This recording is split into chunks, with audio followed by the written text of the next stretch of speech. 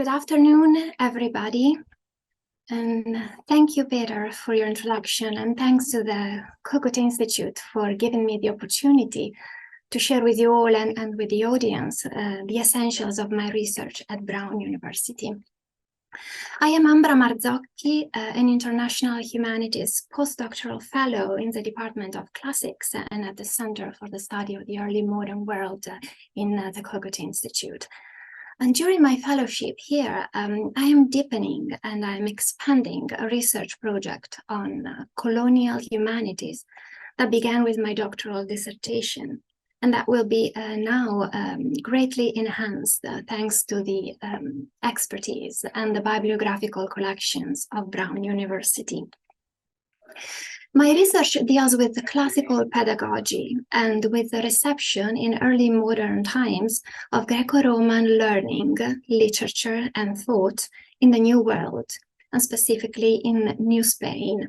That is how Mexico was called in its 3 colonial centuries immediately after the encounter and clash between the European invaders and the native populations. What I'm specifically interested in studying is when and how European humanist education of Renaissance times, which, as is well known, was strongly hinged on Greek and Latin authors and on Christian morals, when it was transferred into the new setting of the post-colonial, post-conquest Mexico. This setting was obviously socially, politically, culturally, and linguistically very complex and very different from the classical and the European one. So this leads me to investigate which modifications needed to be applied to the pedagogical contents and the methods established in Europe in order to make these Greco-Roman texts available, suitable, and even acceptable in the new context. My research chooses to interrogate the history of their area from a twofold perspective. Naturally, the perspective of the European educators who were missionaries belonging to several religious orders, Franciscans, Jesuits, and others, but also the perspective of the recipient of such education, the youth in the Mexican classrooms.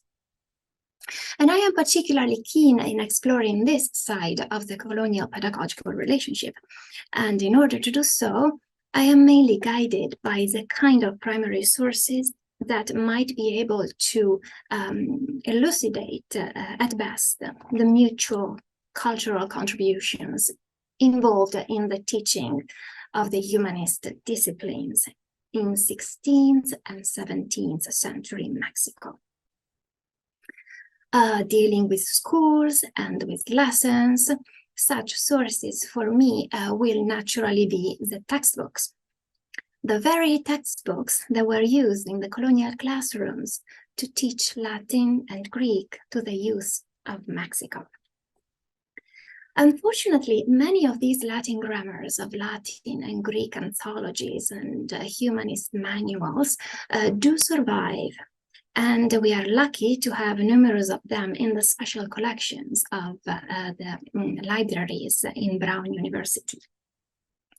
Now, one idea I would like to test, especially with this research that I'm doing at the Cogut Institute and at Brown University, is whether the colonial Greek and Latin textbooks can be investigated as primary sources in order to discover the traits of the colonial Mexican society as in its multifold ethnicity, which was made of Spaniards but also of indigenous, and in its linguistic and its cultural extraordinary variety.